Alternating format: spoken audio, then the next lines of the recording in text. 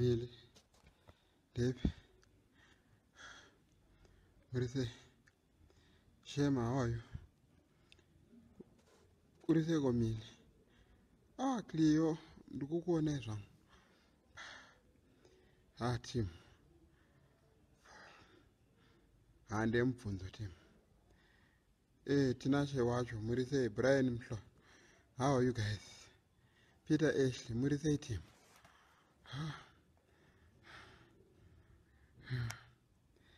Mila vanomira mushe. Havanombomira mushe kana. Abzi Steve, how are you doing? Ngisemsebenzini Brown. Blame Marire. People, ndemubvunzo.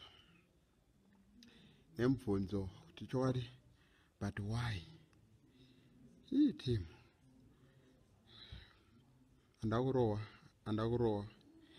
London, probably next year. And Andre baby, then ndakatoyaudhara, but next year maybe. Constance for Robin, ndokubvunza. Ndibvunze again. Aiwa ndiri kuda kutobvunza. I know 100. But why zvinhu zvese Zimbabwe ingoriyo ndiyo yega inenge yakangodaro? Tingati tina prophet vainzi vanengerini, prophet Magadza wakaita prophecy yavo vachinyepa zvavo.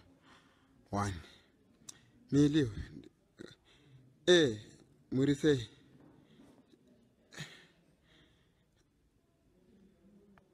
Ndikuti nini? But why nyika yedu iriyo yega guys?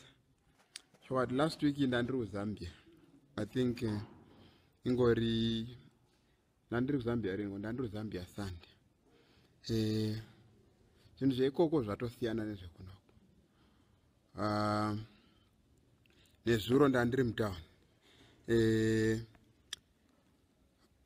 Kanzuru iri kumhanyisa mavende. Wamana nezuva iri chokwadi munhu unga une time yekumhanyisa munhu.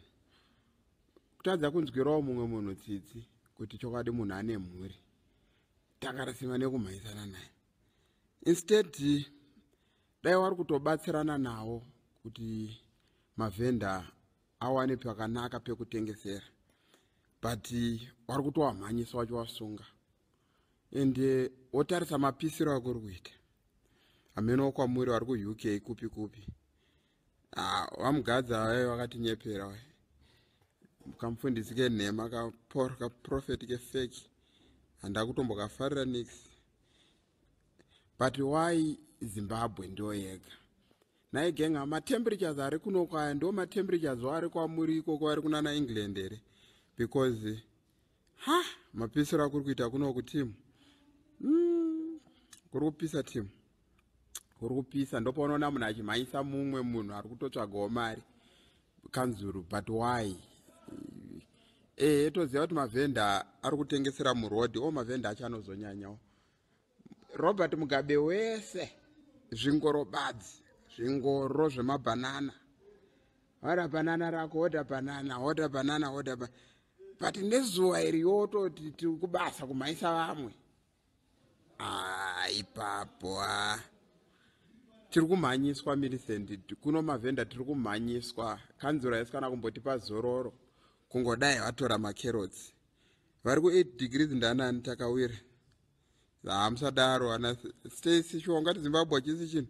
Shabani izwe kushabani ndandiriko kushawa nerino. Kwakuri nani kutori nemakore. Harare 328 degrees genga. 328. Inonzi chi?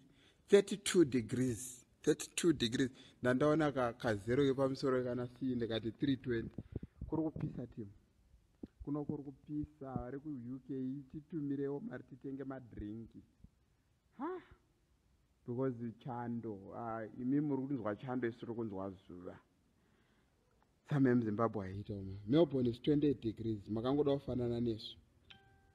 Kuno kuri kupisa. Ndekupi kwamuri ana Macmillan, muri kupi? Mdara Mary Nkiki. Mavenda haana pekutengesera. Tiri kumhanyiswa every day.